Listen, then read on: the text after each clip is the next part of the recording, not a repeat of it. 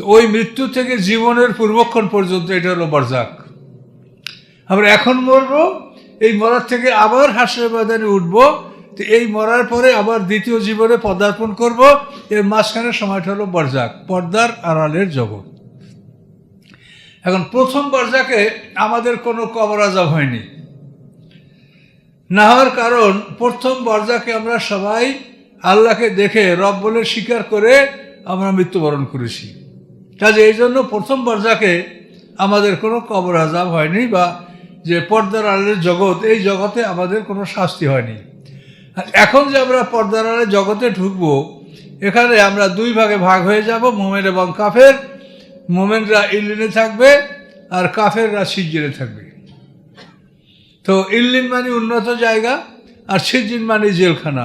পৃথিবীতে জেলখানাটাই হলো শাস্তির জায়গা। একটা মানুষ জেলকে এড়ানোর জন্য সারা জীবন পালিয়ে বেড়ায়। তাহলে মৃত্যুর পরে কাফেররা যে শাস্তির মধ্যে থাকবে পর্দার আড়ালের জগতে, এটা নিশ্চিত। যেহেতু আল্লাহ বলছেন যে যারা কাফের তাদের আমলনামা সিজ্জিনে থাকবে, ইন্না কেতাব আল ফুজ্জারে লাফি সিজ্জিন। তো আমলনামা থাকবে খালি কাগজ, আমলনামা তো যে কোনো জায়গায় রাখলে হয়, কিন্তু এই মানুষগুলো সেখানে মানে তার আত্মা এবং রুহগুলি সেখানে কঠিনভাবে সিজ্জিনে জেলখানায় তাদেরকে আবদ্ধ রাখা হবে।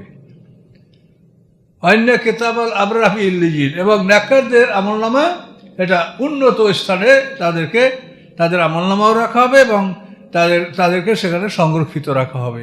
কোন পর্যন্ত? এলা ইয়াউমে ইউবাসুন, পুনরুত্থান পর্যন্ত। তো এখন এই পর্দার আড়ালের জগৎ, এটা সবাইকে এটার মধ্যে ঢুকতে হবে। এখন যদি আমরা বলি কবর, যে কবর আযাব, তাহলে শুধু মোমেন রাইটার আওতায় আসে, অন্য রাইটার আওতায় আসে না। তারপর অন্য মানুষকে তো কবরে দেওয়া হয় না। তো এই জন্য আমি বোঝাতে চেষ্টা করছি বারবার যে আপনারা এই বারজাক কথাটা এখানে তো আল্লাহ বলছেন, তো আমি বলিনি, আপনি আল্লাহ বলছেন অমেন নারায়ণ বারজাকুন, এরা এই বারজাক কথাটা ব্যবহার করেন, তাহলে কিন্তু সকল দলের অন্তর্ভুক্ত হবে।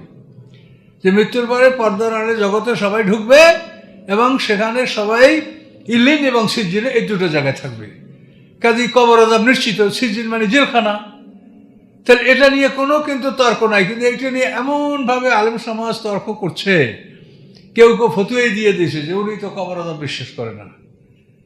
এখন কি বলার আছে বলেন? যারা চিন্তা গবেষণা করবে না, বোঝার চেষ্টা করবে না, মানে মুখে মুখে ফতুয়া দিয়ে দেবে মানুষকে, এত বলার কিছু নাই।